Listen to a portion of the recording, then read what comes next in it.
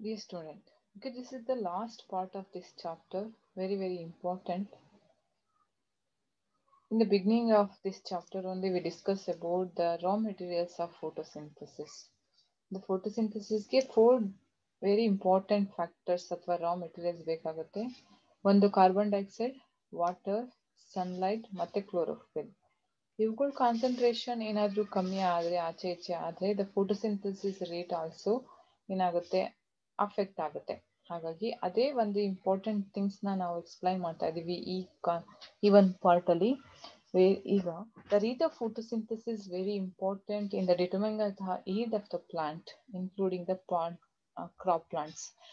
Photosynthesis rate ಚೆನ್ನಾಗಿದ್ರೆ carp yielding ಕೂಡ ಏನಾಗುತ್ತೆ ಚೆನ್ನಾಗಾಗುತ್ತೆ. ಹಾಗಾಗಿ this photosynthesis is influenced by both external factors ಮತ್ತೆ ಇಂಟರ್ನಲ್ ಫ್ಯಾಕ್ಟರ್ಸ್. ಆ ಎಕ್ಸ್ಟರ್ನಲ್ ಫ್ಯಾಕ್ಟರ್ಸ್ ಯಾವ್ದು, ಇಂಟರ್ನಲ್ ಫ್ಯಾಕ್ಟರ್ ಯಾವ್ದು, ಅವೆಲ್ಲ ಹೇಗೆ ಫೋಟೋಸಿಂಥಸಿಸ್ ರೇಟ್ನ ಇನ್ಫ್ಲೂಯೆನ್ಸ್ ಮಾಡುತ್ತೆ, ಅಫೆಕ್ಟ್ ಮಾಡುತ್ತೆ ಅಂತ ಸ್ಟಡಿ ಮಾಡೋಣ. The factors affecting the rate of photosynthesis. The last part of this chapter, the factors affecting the photosynthesis. ನಾನು ಆಗಲೇ ಹೇಳ್ದಂಗೆ ಇದೆ, photosynthesis influenced by the both external and internal factors. External ಅಲ್ಲಿ carbon dioxide, water, temperature ಈ ಥರದ್ದು ಎಷ್ಟೊಂದು factors ಇದೆ. ಅದೇ ಥರ ಇಂಟರ್ನಲ್ ಫ್ಯಾಕ್ಟರ್ಸ್ ಕೂಡ ಇದೆ. ಅವ್ಯಾವ್ಯಾವ ಅಂತ ನೋಡೋಣ. The first one is the external factor ಮತ್ತೆ internal factor. Despite all these factors influencing the photosynthesis, at one time only one factor, external factor, internal factor ಎಲ್ಲ ಇದ್ದು ಯಾವುದೋ ಒನ್ ಟೈಮಲ್ಲಿ ಒಂದೇ ಒಂದು ಫ್ಯಾಕ್ಟರ್ ಲಿಮಿಟ್ ಆದ್ರು, ಸಬ್ ಆಪ್ಟಿಮಮ್ ಆದರೆ, ಆಪ್ಟಿಮಮ್ ಕಂಡೀಷನ್ಗಿಂತ ಕಮ್ಮಿ ಆದಾಗ the major cause of limiting rate of the photosynthesis ಅದೇ ಆಗುತ್ತೆ. ಯಾವುದು ಸಬ್ ಆಪ್ಟಿಮಮ್ನಲ್ಲಿ ಆಗುತ್ತೋ the rate of photosynthesis limit ಆಗೋಕ್ಕೂ ಅದೇ ಫ್ಯಾಕ್ಟರ್ ಆಗುತ್ತೆ. For example, a green leaf is receiving maximum light ನ ರಿಸೀವ್ ಮಾಡ್ಕೊಳ್ತಿದೆ, ಮತ್ತೆ ಕಾರ್ಬನ್ ಡೈಆಕ್ಸೈಡ್ ಕೂಡ ಚೆನ್ನಾಗಿ ಸಿಗ್ತಿದೆ. But the temperature is not optimum, the temperature is very low ಅಂದಾಗ ಕೂಡ ಫೋಟೋಸಿಂಥಸಿಸ್ ರೇಟ್ ಏನಾಗುತ್ತೆ, ಲಿಮಿಟ್ ಆಗುತ್ತೆ. ಓಕೆ, ಅದನ್ನ ಫಸ್ಟ್ ಹೇಳ್ದವ್ರು ಯಾರಂದ್ರೆ, ಡಾಕ್ ರಿಯಾಕ್ಷನ್ ನ ಫಸ್ಟ್ ಹೇಳಿದ್ರಲ್ವಾ ಯಾರವರು, ಬ್ಲ್ಯಾಕ್ಮನ್ ಅವರು. The Blackman's law of limiting factor ಅವ್ರು ಹೇಳಿರೋ ಲೈನ್ನೇ ಬರೆದ್ರೆ ಮಾತ್ರ 1 ಮಾರ್ಕ್ಸ್ ಡೆಫಿನೇಷನ್ ಆ ಸ್ಟೇಟ್ಮೆಂಟ್ ನ ಏನ್ ಹೇಳಿದಾರೆ ನೋಡೋಣ ಬನ್ನಿ. Blackman's law of limiting factor, he proposed this law of factor limiting factor in 1905 ಅಲ್ಲಿ ಎಕ್ಸ್ಪ್ಲೈನ್ ಮಾಡ್ತಾರೆ. According to this law, photosynthesis controlled by several factors. ಎಷ್ಟೊಂದು factors like limit, external, internal factors photosynthesis rate ನ control ಮಾಡುತ್ತೆ. But the rate of photosynthesis limited by the factor which is present at lowest concentration. ಈಗ 10 factors ಇದೆ ಅಂದ್ರೆ 9 ಚೆನ್ನಾಗಿದೆ, but 10ನೇದ್ರಲ್ಲಿ 0.5 ಅಥವಾ 0.1% ಅಷ್ಟು ಕಮ್ಮಿ ಆದಾಗ ದ ಫೋಟೋಸಿಂಥಸಿಸ್ ರೇಟ್ ಲಿಮಿಟ್ ಆಗುತ್ತೆ. ಅದನ್ನ ನಾವು ಲಿಮಿಟಿಂಗ್ ಫ್ಯಾಕ್ಟರ್ ಅಂತ ಕರಿತೀವಿ ಅಂತ ಬ್ಲ್ಯಾಕ್ಮನ್ಸ್ ಹೇಳಿದ್ರು. ಬ್ಲ್ಯಾಕ್ಮನ್, according to his law, it states that when a process is conditioned as to its rapidity by a number of separate factors, the rate of process is limited by the pace of slowest factor. ಈ ಲೈನೇ ಬರಿಬೇಕು ನೀವು. Okay, ಅದೇ line ಬರಿಬೇಕು, ಚೆನ್ನಾಗಿ practice ಮಾಡ್ಕೊಳ್ಳಿ ಈ line. Okay, what is Blackman's law of limiting factor ಅಂತ ಹೇಳಿದಾಗ, when a process is conditioned as to its rapidity by a number of separate factors, the rate of process is limited by the pace of slowest factor. ಅದರದ್ದು explanation ಇಲ್ಲಿದೆ ನೋಡಿ. The photosynthesis is controlled by several factors, but the rate of photosynthesis is limited by the factor which is present as lowest concentration. ಆ ಒಂದು factor ನಾವೇನಂತ ಕರಿತೀವಿ, slowest factor ಅಥವಾ limiting factor ಅಂತ ಕರಿತೀವಿ. ನೋಡಿ, ಅವರು ಲೈಟ್ ಇಂಟೆನ್ಸಿಟಿನ ತಗೊಂಡಿದ್ರು. ವೆನ್ ಲೈಟ್ ರೀಚಸ್ ಫಸ್ಟ್ 500 ಹೋಗುತ್ತೆ, ಆಮೇಲೆ ಏನಾಗುತ್ತೆ, ದ ಫೋಟೋಸಿಂಥಸಿಸ್ ರೇಟ್ ಏನಾಗುತ್ತೆ, ಲಿಮಿಟ್ ಆಗ್ಬಿಡುತ್ತೆ. Again the other concentration increase ಮಾಡಿದಾಗ ಇಲ್ಲಿ ಹೋಗ್ತಾ ಹೋಗ್ತಾ again the light temperature limit, first ಒಂದು ಕಾರ್ಬನ್ ಡೈಆಕ್ಸೈಡ್ ಲಿಮಿಟ್ ಆಗ್ಬಿಡುತ್ತೆ. ಆಮೇಲೆ ಕಾರ್ಬನ್ ಡೈಆಕ್ಸೈಡ್ ನ ಸಪ್ಲೈ ಮಾಡಿದ ತಕ್ಷಣ ಟೆಂಪ್ರೇಚರ್ ಲಿಮಿಟ್ ಆಗುತ್ತೆ. ಅದಾದ್ಮೇಲೆ ಮ್ಯಾಕ್ಸಿಮಮ್ ಹೋದಾಗ C4 ಪ್ಲಾಂಟ್ಸ್ ಅಲ್ಲಿ ಏನಾಗುತ್ತೆ ಫೋಟೋಸಿಂಥಸಿಸ್ ರೇಟ್ ಇಷ್ಟು ಹೈ ಇಂಟೆನ್ಸಿಟಿ ಆಫ್ ಲೈಟ್ ಅಲ್ಲಿ ಕೂಡ ಏನಾಗುತ್ತೆ ಫೋಟೋಸಿಂಥಸಿಸ್ ರೇಟ್ ಮ್ಯಾಕ್ಸಿಮಮ್ ರೇಟ್ ಅಲ್ಲಿ ಪ್ರೊಡ್ಯೂಸ್ ಆಗುತ್ತೆ. ಅಲ್ಲಿ ಕಾರ್ಬನ್ ಡೈಆಕ್ಸೈಡ್ ಹೈ ಇರುತ್ತೆ, ಟೆಂಪರೇಚರ್ 35°C ಇರುತ್ತೆ. Okay, the intensity of light is measured by food candles ಅಂತ ಹೇಳ್ತೀವಿ. SI ಯೂನಿಟ್, ಅದು ನಾನ್ SI ಯೂನಿಟ್. ಇದು ಏನ್ ಲೈಟ್ ಇಂಟೆನ್ಸಿಟಿನ ಮೆಷರ್ ಮಾಡೋ ಒಂದು ನಾನ್ SI ಯೂನಿಟ್ಗೆ ಫುಡ್ ಕ್ಯಾಂಡಲ್ಸ್ ಅಂತ ಹೇಳ್ತೀವಿ. ನೋಡಿ ಇಲ್ಲಿ ಕಾರ್ಬನ್ ಡೈಆಕ್ಸೈಡ್ ಲೈಟ್ ಟೆಂಪರೇಚರ್ ಕೂಡ ಕಮ್ಮಿ ಇರುತ್ತೆ, ಕಾರ್ಬನ್ ಡೈಆಕ್ಸೈಡ್ ಲಿಮಿಟ್ ಆಗುತ್ತೆ. ನೆಕ್ಸ್ಟ್ ಒನ್ ಅಲ್ಲಿ ಟೆಂಪರೇಚರ್ ಲಿಮಿಟ್ ಆಗುತ್ತೆ, but in high intensity of light ಅಲ್ಲಿ ಮ್ಯಾಕ್ಸಿಮಮ್ ರೇಟ್ ಆಫ್ ಫೋಟೋಸಿಂಥಸಿಸ್ ಆಗುತ್ತೆ.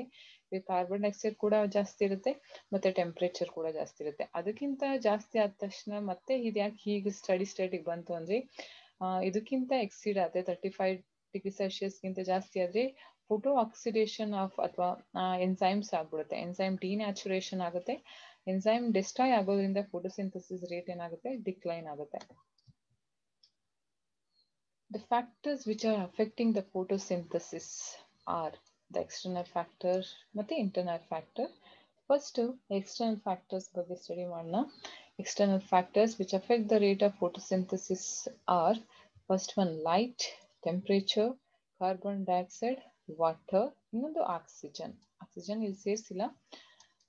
First one, light. It is the main source of energy for the green plants to carry out photosynthesis. Photosynthesis ಇರಲೇಬೇಕು ಅಂದ್ರೆ light ಇರಲೇಬೇಕು.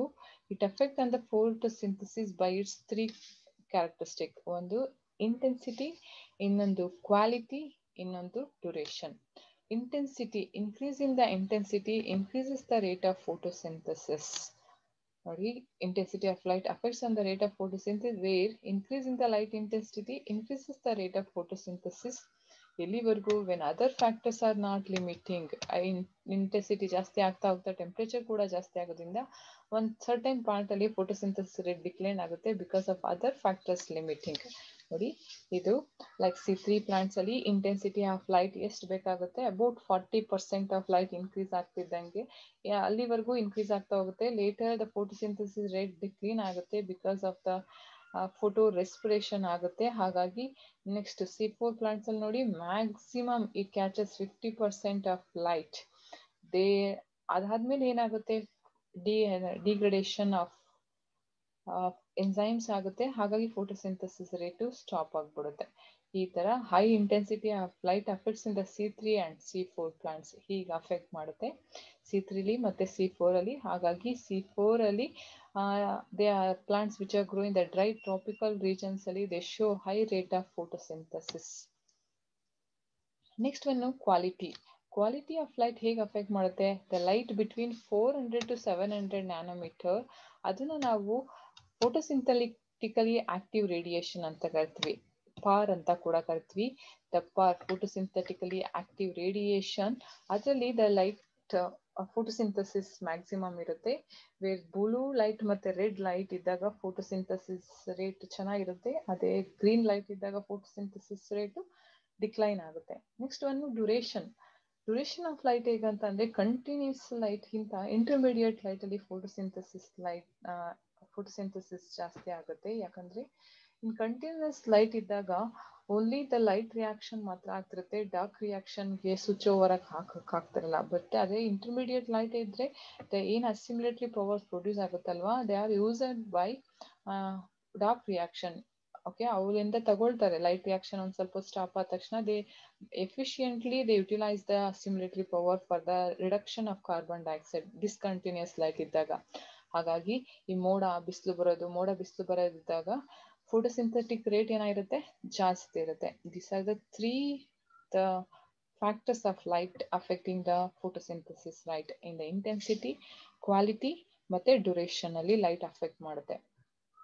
Temperature, increase in the temperature up to certain level that photosynthesis rate increases. but ಎಲ್ಲಿವರೆಗೂ ಅಲ್ಲಿ ನಾವು enzyme action ಹೇಳ್ಬೇಕಾದ್ರೆ biomolecules ಅಲ್ಲಿ ಹೇಳ್ತೀವಿ the temperature.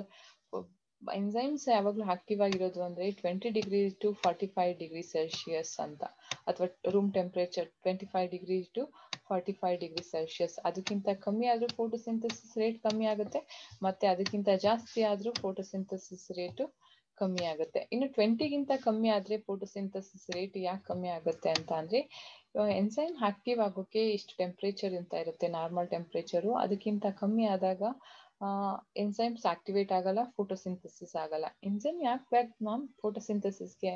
Purely ಎನ್ಸೈಮ್ಯಾಟಿಕ್ reaction ಅಂದ್ರೆ ನಾವು ಡಾರ್ಕ್ ರಿಯಾಕ್ಷನ್ ಅಂತ ಕರಿತೀವಿ. ಹಾಗಾಗಿ ಅದನ್ನ ಬಯೋಸಿಂಥೆಟಿಕ್ ರಿಯಾಕ್ಷನ್ ಅಂತ ಕರೆಯೋದ್ರಿಂದ ಕಾರ್ಬನ್ ಅಸಿಮಿಲೇಷನ್ ರಿಯಾಕ್ಷನ್ಗೆ ಎನ್ಸೈಮ್ಸ್ ಬೇಕು. ಎನ್ಸೈಮ್ ಆಕ್ಟಿವೇಟ್ ಆಗ್ಬೇಕಂದ್ರೆ ಆಪ್ಟಿಮಮ್ ಟೆಂಪ್ರೇಚರ್ ಇರಬೇಕು. ಅದಿಲ್ಲ ಅಂದಾಗ ಏನಾಗುತ್ತೆ, ಫೋಟೋಸಿಂಥಸಿಸ್ ನಡೆಯಲ್ಲ. ಇನ್ನು 45 ಡಿಗ್ರಿಗಿಂತ ಸೆಲ್ಸಿಯಸ್ ಜಾಸ್ತಿ ಆದ್ರೆ ಎನ್ಸೈಮ್ ಡಿನ್ಯಾಚುರೇಷನ್ ಆಗುತ್ತೆ, ಡೆಸ್ಟ್ರಾಯ್ ಆಗುತ್ತೆ. ಎನ್ಸೈಮ್ ಡೆಸ್ಟ್ರಾಯ್ ಆದ್ರೆ ಫೋಟೋಸಿಂಥಸಿಸ್ ರೇಟ್ ಕೂಡ ಏನಾಗುತ್ತೆ, ಕಮ್ಮಿ ಆಗುತ್ತೆ. It is essential to carry out the biochemical reactions of the photosynthesis like light intensity. It is also affect the rate of photosynthesis. Light intensity ತರ temperature ಕೂಡ light photosynthesis ನ affect ಮಾಡುತ್ತೆ. C4 plants ಅಲ್ಲಿ they require high temperature ಅಲ್ವಾ? Higher in the temperature in C4 plants, higher will be the rate of photosynthesis. But in C3 plants, lower is the temperature, higher will be the rate of photosynthesis. Okay, ಇವೆರಡು ಬರಿಬೇಕು, important one. C3 plant ಗೆ high temperature ಬೇಕು, C3 plants ಗೆ low temperature ಬೇಕು. ಇದು the temperature, leaf temperature ನೋಡಿ. C3 plants green colour line ಇದೆಯಲ್ಲ, ಇದು camp pathway. Okay, this camp pathway. C3 ನೋಡಿ ಹಿಯರ್, ಇಲ್ಲಿಂದ ಇಲ್ಲಿವರೆಗೂ. ಓಕೆಪಾ, ಟೆಂಪರೇಚರ್ 25 ಡಿಗ್ರಿ ಸೆಲ್ಸಿಯಸ್. ಆಮೇಲೆ ಏನಾಗುತ್ತೆ, ಇದು ಡಿಕ್ಲೈನ್ ಆಗ್ಬಿಡುತ್ತೆ. ಇನ್ನು blue colour C4 line, it exist up to 35-40 ವರೆಗೂ ಹೋಗುತ್ತೆ ಟೆಂಪರೇಚರ್. ಆಮೇಲೆ ಸ್ಟಡಿ ಸ್ಟೇಟ್ ಬರುತ್ತೆ. ಇನ್ನೂ ಜಾಸ್ತಿ ಆದ್ರೆ ಫೋಟೋಸಿಂಥಸಿಸ್ ರೇಟ್ ಡಿಕ್ಲೈನ್ ಆಗುತ್ತೆ. This is how the temperature affect the rate of photosynthesis. Next one carbon dioxide. Very important limiting factor ಅಂದ್ರೆ carbon dioxide. Atmosphere ಇರೋದೇ 3.3 ppm ಆಫ್ ಇದು. ಇದ್ರಲ್ಲಿ ಒಂಚೂರು ಏರಿಪೇರ್ ಆದ್ರೆ ಇದೇನಾಗುತ್ತೆ, ಲಿಮಿಟಿಂಗ್ ಫ್ಯಾಕ್ಟರ್ ಆಗ್ಬಿಡುತ್ತೆ. It is one of the inorganic raw material of the photosynthesis like light ಮತ್ತೆ temperature. It also affect on the rate of photosynthesis, where increasing the supplies of carbon dioxide to a certain limit increases the rate of photosynthesis. Decrease ಏನಾದ್ರೂ ಆದ್ರೆ photo respiration ಆಗ್ಬಿಡುತ್ತೆ. Increase ಏನಾದ್ರೂ ಆದ್ರೆ ಏನಾಗುತ್ತೆ, certain limit ವರ್ಗೂ increase ಆದ್ರೆ photosynthesis rate increase ಆಗ್ತಾ ಹೋಗುತ್ತೆ. ಅದಕ್ಕಿಂತ ಜಾಸ್ತಿ ಆದ್ರೆ ಸ್ಟೊಮಾಟಾ ಕ್ಲೋಸ್ ಆಗ್ಬಿಡುತ್ತೆ. ಆಪ್ಸಿಕ್ ಆಸಿಡ್ ಅಂತ ಪ್ಲಾಂಟ್ಸ್ ಅಲ್ಲಿ ಒಂದು ಹಾರ್ಮೋನ್ ಇದೆ. ಯಾವಾಗ ಕಾರ್ಬನ್ ಡೈಆಕ್ಸೈಡ್ ಕಾನ್ಸಂಟ್ರೇಷನ್ ಜಾಸ್ತಿ ಆಗ್ತಾ ಹೋಗುತ್ತೋ, it closes the stomata close ಮಾಡಿದ ತಕ್ಷಣ ಈ ಫಿಕ್ಸೇಷನ್ ಆಫ್ ಕಾರ್ಬನ್ ಡೈಆಕ್ಸೈಡ್ ಆಗುತ್ತಾ? ಆಗಲ್ಲ. ಹಾಗಾಗಿ ಫೋಟೋಸಿಂಥಸಿಸ್ ಏನಾಗುತ್ತೆ, ಡಿಕ್ರೀಸ್ ಆಗುತ್ತೆ. In the nature, it is present only 0.03% volume ಅಷ್ಟೇ ಇರೋದು ಕಾರ್ಬನ್ ಡೈಆಕ್ಸೈಡ್. ಹಾಗಾಗಿ it is act as A limiting factor for the photosynthesis. ಯಾರು ಲಿಮಿಟಿಂಗ್ ಫ್ಯಾಕ್ಟರ್ ಆಫ್ ಫೋಟೋಸಿಂಥಸಿಸ್ ಆಗಿ ಯಾವಾಗಲೂ ಆಕ್ಟ್ ಮಾಡೋರಂದ್ರೆ ಕಾರ್ಬನ್ ಡೈಆಕ್ಸೈಡ್. ಯಾಕಂದ್ರೆ ಅದು ಎಷ್ಟಿದೆ ಅಟ್ಮಾಸ್ಫಿಯರ್ ಅಲ್ಲಿ 0.03% ಮಾತ್ರ ಇರೋದ್ರಿಂದ. ನೋಡಿ, ಕಾರ್ಬನ್ ಡೈಆಕ್ಸೈಡ್ ಕಾನ್ಸಂಟ್ರೇಷನ್ ಇದು C3 ಪ್ಲಾಂಟ್ಸ್ ಅಲ್ಲಿ ಲೈಯೆಸ್ಟ್ ಇರಬೇಕು, ಎಷ್ಟಿರ್ಬೇಕು ಮಾತ್ರ. ಓಕೆ, ಲೋ ಲೈಟ್ ಅಲ್ಲಿ, ಹೈ ಲೈಟ್ ಅಲ್ಲಿ ಇಷ್ಟಿರ್ಬೇಕು. ಇವ್ರಿಗೆ C4 ಪ್ಲಾಂಟ್ಸ್ಗೆ ಕಾರ್ಬನ್ ಡೈಆಕ್ಸೈಡ್ ಕಾನ್ಸಂಟ್ರೇಷನ್ ಜಾಸ್ತಿ ಇದ್ರೂ ನಡೆಯುತ್ತೆ, ಹೌದಲ್ವಾ? ಇಷ್ಟು how the rate of carbon dioxide affect the rate of photosynthesis. Water very rarely limiting factor ಆಗಿ ಅಫೆಕ್ಟ್ ಮಾಡುತ್ತೆ. ಏನಕ್ಕೆ ಬೇಕು ವಾಟರು ಅಂತಂದ್ರೆ, ಎನ್ಸೈಮ್ ಆಕ್ಟಿವೇಟ್ ಆಗೋಕೆ, ಫೋಟಾಲಿಸಿಸ್ ಆಫ್ ವಾಟರ್ಗೆ ಮತ್ತೆ ಆಕ್ಸಿಜನ್ ಲಿಬರೇಟ್ ಆಗೋಕೆ ವಾಟರ್ ಬೇಕು. ಎನ್ಸೈಮ್ ಆಕ್ಟಿವೇಟ್ ಆಗೋದು ಇನ್ ದ ಹೈಡ್ರಿಕ್ ಕಂಡೀಷನ್ ಮಾತ್ರ. ಹಾಗಾಗಿ very rarely water limiting factor ಆಗಿ ಆಕ್ಟ್ ಮಾಡುತ್ತೆ. Between one of the reactant in the light reaction of photosynthesis, it indirectly affects the rate of photosynthesis, where reduced water content in the leaf induces the closing of stomata. ಇಲ್ಲಿ reduced water content ಏನಿರುತ್ತಲ್ವಾ, H+ ions, ಅದು ಸ್ಟೊಮಾಟನ ಏನ್ ಮಾಡುತ್ತೆ, ಸ್ಟೊಮಾಟೋ close ಮಾಡೋಕೆ help ಮಾಡೋದ್ರಿಂದ ಅವಾಗ photosynthesis rate ಏನಾಗುತ್ತೆ, ಕಮ್ಮಿ ಆಗುತ್ತೆ. And results in the reduction of carbon dioxide supply for the photosynthesis. Reduction of carbon dioxide ಸಪ್ಲೈನ ಸ್ಟಾಪ್ ಮಾಡುತ್ತೆ. ಹಾಗಾಗಿ ಫೋಟೋಸಿಂಥಸಿಸ್ ರೇಟ್ ಏನಾಗುತ್ತೆ, ಸ್ಟಾಪ್ ಆಗುತ್ತೆ. ಅಂದ್ರೆ ಅಫೆಕ್ಟ್ ಆಗುತ್ತೆ. Last one oxygen. ಆಕ್ಸಿಜನ್ನ ಟೆಕ್ಸ್ಟ್ ಬುಕ್ಕಲ್ಲಿ ಕೊಟ್ಟಿಲ್ಲ, ಬಟ್ ವೆರಿ ಇಂಪಾರ್ಟೆಂಟ್ ನಾವು ಹೇಳಬೇಕು. ಫೋಟೋ ರೆಸ್ಪಿರೇಷನ್ ನಮ್ಗೆ ಅರ್ಥ ಆಗಿದೆ. Increase in the oxygen concentration decreases the rate of photosynthesis. ಹೌದಲ್ವಾ? ಯಾಕಂತ ಅಂದರೆ ರುಬಿಸ್ಕೋ ಎನ್ಸೈಮು ಅದು it's more affinity towards the oxygen than the carbon dioxide. ಅಟ್ಮಾಸ್ಫಿಯರಲ್ಲಿ ಕಾರ್ಬನ್ ಡೈಆಕ್ಸೈಡ್ ಕಾನ್ಸಂಟ್ರೇಷನ್ ಕಮ್ಮಿ ಆಗಿ ಆಕ್ಸಿಜನ್ ಏನಾದರೂ ಜಾಸ್ತಿ ಆದರೆ the Rubisco enzyme activates the oxygenase and fixes the oxygen and releases the carbon dioxide. It's a wasteful process where food is not synthesized. Instead of that, it utilizes the ATP ಅಂತ ಎಲ್ಲ ಹೇಳಿದ್ವಿ C2 cycle ಅಲ್ಲಿ. ಹಾಗಾಗಿ increase in the rate of oxygen decreases the rate of photosynthesis. ಇದನ್ನ first ಹೇಳಿದರು ವಾರ್ಬರ್ಗ್ ಅನ್ನೋರು. ಹಾಗಾಗಿ ಇದನ್ನ ವಾರ್ಬರ್ಗ್ ಎಫೆಕ್ಟ್ ಅಂತ ಕರಿತೀವಿ. is the decrease in the rate of photosynthesis due to high oxygen concentration. ಹಾಗಾಗಿ oxygen is a competitive inhibitor for the carbon dioxide fixation in ಅಥವಾ carbon dioxide by Rubisco, which initiate the photosynthesis. Furthermore, oxygen stimulate the photorespiration, which reduces the photosynthetic output. ಇಲ್ಲಿಗೆ the external factors complete ಆಯಿತು. ಇನ್ನು internal factors ಯಾವ್ಯಾವುದು? ಇದು internal factors ನಿಮ್ಗಿಲ್ಲ, but competitive ಎಕ್ಸಾಮ್ಗೆ ಬೇಕಾಗುತ್ತೆ ಅಂತ. Okay, the internal factors are size and number of leaf. ತುಂಬ leaf ದೊಡ್ಡದಿದ್ರೆ photosynthesis rate ಕೂಡ ಜಾಸ್ತಿ ಆಗುತ್ತೆ. ಜಾಸ್ತಿ ಲೀವ್ಸ್ ಇದ್ರೆ ಕೂಡ ಫೋಟೋಸಿಂಥಸಿಸ್ ರೇಟ್ ಕೂಡ ಜಾಸ್ತಿ ಆಗುತ್ತೆ. ಓರಿಯಂಟೇಷನ್ ಆಫ್ ಲೈಫು ಈಗ ಜೋಳ ಎಲ್ಲ ನೋಡಿ ಸ್ಟ್ರೈಟಲ್ಲಿ ನಿಂತಿರುತ್ತೆ.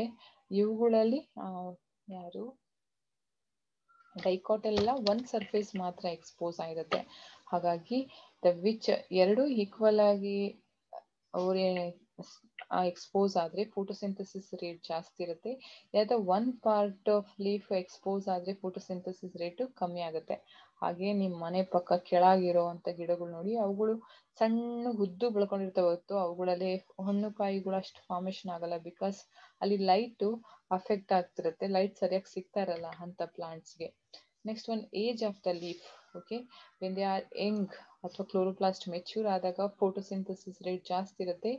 ಓಲ್ಡ್ ಆಗಬೇಕಾದ್ರೆ ಅಥವಾ ಇನ್ನು ಯಂಗರ್ ಇದರಲ್ಲಿ ಕ್ಲೋರೋಪ್ಲಾಸ್ಟ್ ಮೆಚ್ಯೂರ್ ಆಗಿಲ್ಲದೆ ಇದ್ದಾಗ ಫೋಟೋಸಿಂಥಸಿಸ್ ರೇಟ್ ಕೂಡ ಏನಾಗುತ್ತೆ, ಅಫೆಕ್ಟ್ ಆಗುತ್ತೆ.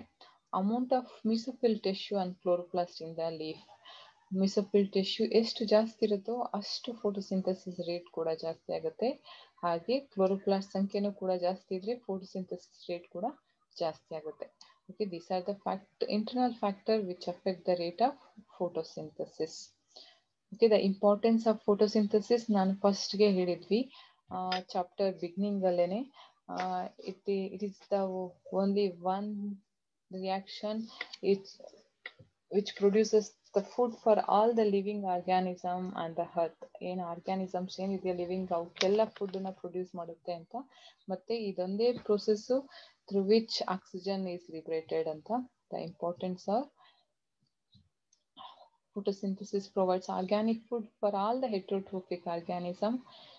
Photosynthesis brings about purification of the air by absorbing carbon dioxide and releasing oxygen to the atmosphere. ಅದಲ್ಲದೆ ಇದು ಪ್ರೊಡ್ಯೂಸರ್ಸ್ನ ಪ್ರೊಡ್ಯೂಸ್ ಮಾಡುತ್ತೆ, ಅಂದರೆ ಪ್ಲಾಂಟ್ ಪ್ರಾಡಕ್ಟ್ನ ಪ್ರೊಡ್ಯೂಸ್ ಮಾಡುತ್ತೆ, ಫಾಸಿಲ್ ಫ್ಯೂಯಲ್ನ ಪ್ರೊಡ್ಯೂಸ್ ಮಾಡುತ್ತೆ, ಆಕ್ಸಿಜನ್ ಕಾರ್ಬನ್ ಡೈಆಕ್ಸೈಡ್ ಬ್ಯಾಲೆನ್ಸ್ ಮಾಡುತ್ತೆ, ಮತ್ತು ಪ್ರೊಡಕ್ಟಿವಿಟಿ ಕೂಡ ಇನ್ಕ್ರೀಸ್ ಮಾಡುತ್ತೆ. ಫೀಡಿಂಗ್ ಇರ್ಬೋದು, ಕ್ಯಾಟಲ್ ಪಾಪ್ಯುಲೇಷನ್ ಕೂಡ ಇನ್ಕ್ರೀಸ್ ಮಾಡೋಕ್ಕೆ ಹೆಲ್ಪ್ ಮಾಡುತ್ತೆ. This are the importance of photosynthesis. This completes the photosynthesis in higher plants. Both NEET corner ಮತ್ತು ಥಿಯರಿ ಎರಡೂ ಕಂಪ್ಲೀಟ್ ಆಗಿದೆ. ಲೆವೆಲ್ 1 ಮತ್ತು ಲೆವೆಲ್ 2 ನೀವು ಸಾಲ್ವ್ ಮಾಡಿ. This topic covers factors affecting the rate of photosynthesis, Blackman's law of limiting factor, external factor and internal factor.